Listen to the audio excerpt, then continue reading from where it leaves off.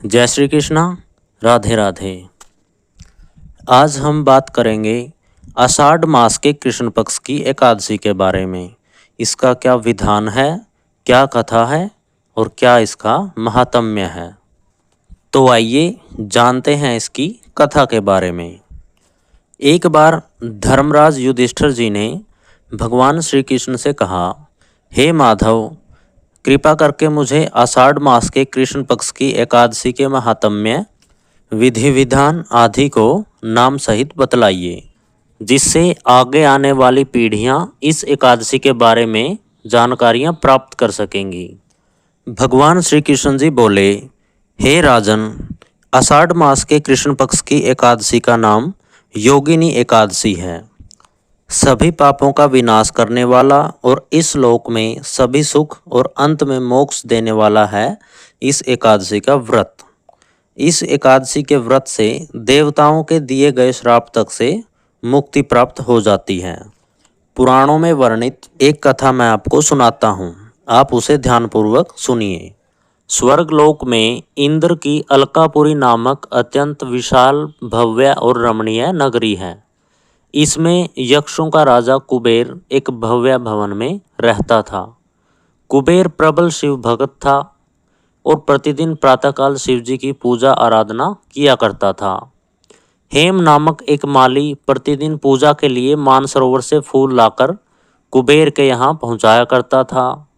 हेम माली की पत्नी का नाम था विशालाक्षी। अप्सराओं के समान सुंदर, अत्यंत गुणवती और महान पतिव्रता थी हेम माली की पत्नी विशालाक्षी।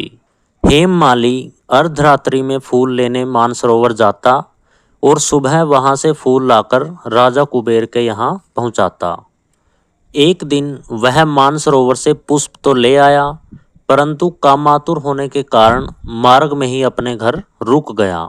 वह पत्नी के साथ हास्य विनोद और रमण करने में तल्लीन हो गया। जब दोपहर तक कुबेर के पास पूजा के लिए फूल नहीं पहुँचे तो कुबेर ने अपने सेवकों को कारण पता करने के लिए कहा। कुबेर के सेवक यह पता करने के लिए हेम माली के घर पहुँचे। सेवकों ने राजा कुबेर को आकर बताया कि वह पापी तो काम के वशीभूत होकर अपनी स्त्री के साथ हास्य विनोद और रमण करने में लगा है। यह सुनकर कुबेर क्रोधित हो गए और उन्होंने हेममाली को बुलाकर लाने की आज्ञा दी। हेममाली भय से कांपता हुआ कुबेर के सामने उपस्थित हुआ। उसको देखकर कुबेर की आंखों में क्रोध उतर आया और उसके नेत्र एकदम लाल हो गए। वह कहने लगा, अरे पापी, नीच, कामी, तूने मेरे पूजनीय ईश्वरों के भी ईश्वर श्री शिवजी महाराज का अनादर किया है। इसलिए मैं तुझको श्राप देता हूँ कि तू स्त्री का वियोग सहेगा और मृत्युलोक में जाकर कोढ़ी होगा। कुबेर के शाप के कारण वह माली स्वर्ग से पृथ्वी पर जा गिरा और उसी क्षण कोढ़ी हो गया। मृत्युलोक में आकर हेम माली ने घोर कष्ट भोगे। भयानक जंगलों में बिना अन्न और जल के भटकता रहा। रात्रि को नींद भी नहीं आती थी, परंतु शिवजी की पूजा के प्रभाव से उसको पिछले जन्म की स्मृति का ज्ञान अवश्य रहा। घूमते घूमते एक दिन वह मार्कंडेय ऋषि के आश्रम में पहुंचा। हेम माली वहां जाकर उनके चरणों में गिर पड़ा। उसको देखकर मार्कंडेय ऋषि बोले, तुमने ऐसे कौन से पाप किए हैं जिससे तू कोढ़ी होकर महान दुख भोग रहा है। हेम माली बोला, हे मुनि श्रेष्ठ, मैं कुबेर का सेवक हूँ। मैं राजा की पूजा के लिए प्रतिदिन पुष्प लाया करता था। एक दिन अपनी स्त्री के साथ विहार करते करते देर हो गई और दोपहर तक पुष्प लेकर नहीं पहुंचा, तो उन्होंने मुझको श्राप दे दिया कि तू अपनी स्त्री का वियोग सहते हुए मृत्युलोक में जाकर कोढ़ी बनकर दुख सहेगा। इससे मैं कोढ़ी हो गया हूँ और महान कष्टों को भोग रहा हूँ। आप कोई ऐसा उपाय बतलाइए जिससे मेरी मुक्ति हो सके।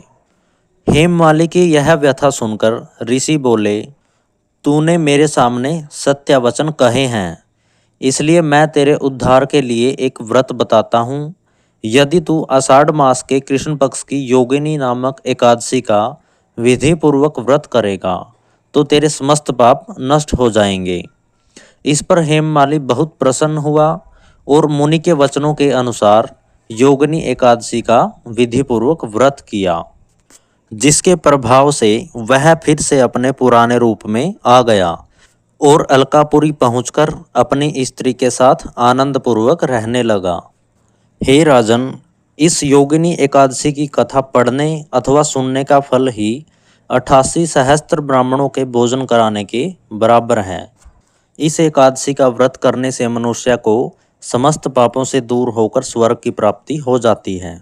इस एकादशी के दिन अन्य एकादशियों के समान ही भगवान श्री नारायण जी की पूजा की जाती है और दान आदि की क्रियाएं की जाती हैं।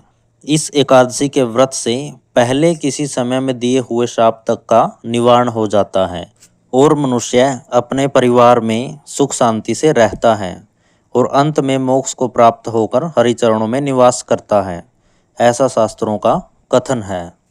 आज हमने सुनी योगिनी एकादशी की व्रत कथा। बोलिए एकादशी माता की जय।